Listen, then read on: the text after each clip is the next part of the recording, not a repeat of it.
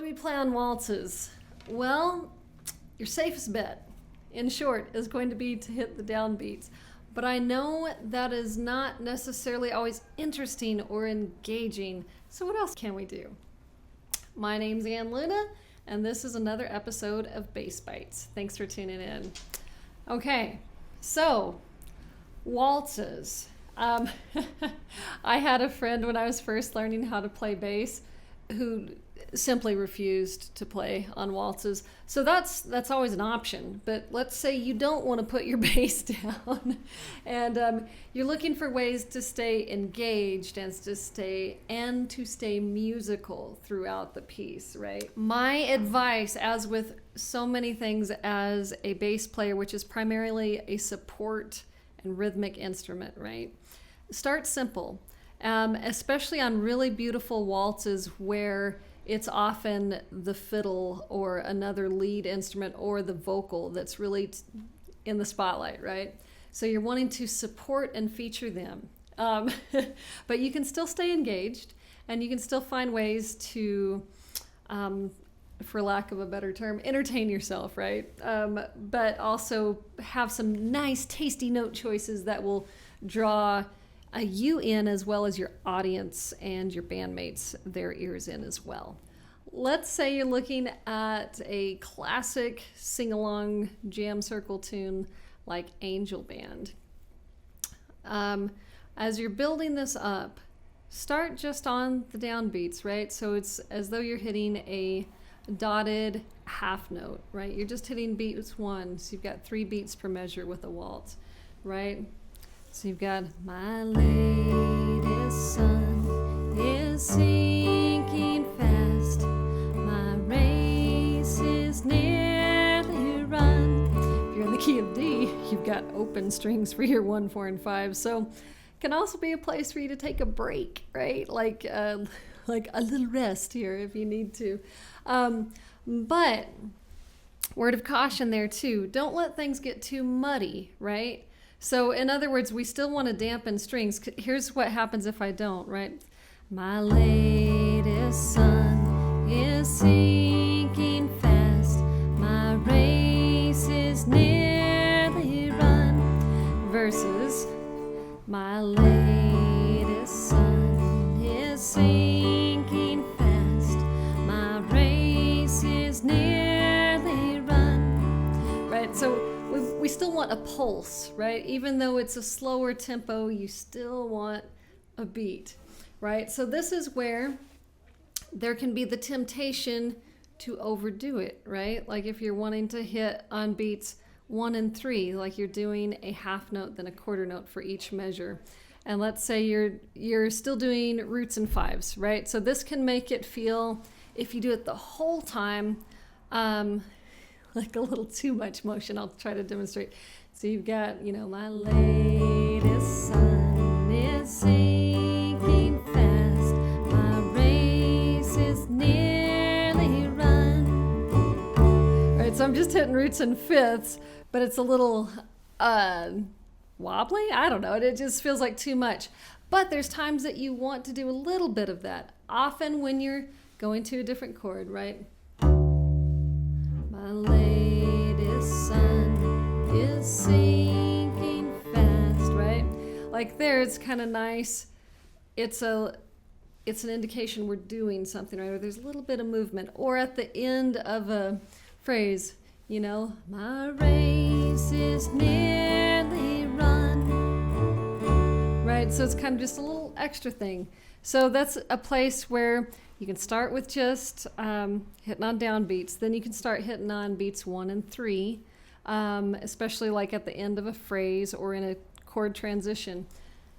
In a similar manner, you could hit on beats 1, 2, and 3 when going to a different chord or at the end of a phrase. So same place, if you've got, my latest sun is sinking fast, right? So there, my beats 1, 2, and 3, there it was just a walk up on the scale, right? If we're in the key of D, I'm doing 1, 2, 3, D, E, F sharp, and I'm using open index pinky.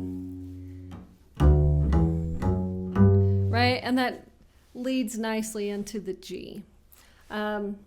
So that's one way to do it, right? So, and it gives you a little bit of variety.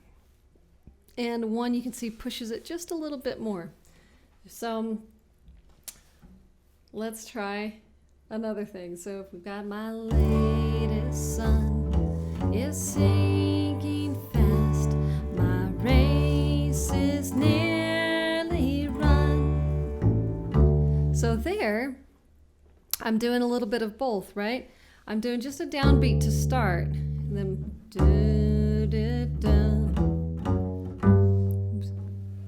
there's just a, so sometimes I'm letting a note ring for an entire measure. Other times I'm hitting beats 1, 2, and 3. Other times beats 1 and 3. Why am I making those choices? I'm going with how much is going on with the melody in the song, with the chord changes, right? Is kind of what is guiding my choices there. And you'll develop your own style and sensibilities there of what you like. Another thing you can try, I was going from the D to the A, the 1 to the 5. I hit a 3 instead of a 5 for my my second note choice. So I've got a D, F sharp, A. So here I'm hitting on beats 1 and 3. So 1, 2, 3, 1, 2, 3, 1. So triumph has begun. And there, you know, you can decide whether you want to do that kind of that motion of the bump, bump, bump, bump, bump, right? It's 1, 3, 1, 3, 1. So that's what I was doing there. But like I say, instead of hitting the root in the 5th, I was hitting the root in the 3rd. So the root being the D, the 3rd being the F sharp. And then here I've got a 5 with an E back to my D, if that makes sense. If things need more motion, which often they don't. So just as a word of warning, you get to, you know, just because you can play more does not mean you should, right? And that's so much of what we're doing as musicians is deciding what to leave out, right? And how much space to leave. But let's say, you know, this was maybe at a faster tempo, or you wanted to try something else, or it called for a texture change. Yeah, so that same place. So you can start doing kind of little ghost notes. I've got, so 1, 2, 3, and 1, 2, 3, and 1. So I've got D, F sharp, G, A, E, low A, back to a D. You can either ghost that G or play it, or so same thing with that low A. So on that, the and of 3, you can either play that note and let it ring out, or ghost it and just have it as a percussive thing. So here it is, letting those notes ring out a little slower.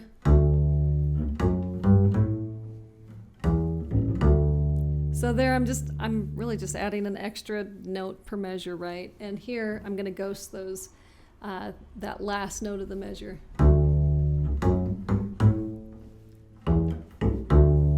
Variations on the theme, right? I've got the same rhythm, but it's just, am I letting a note ring out or ghosting it, right? So if you had, like I say, if you were playing this kind of quick,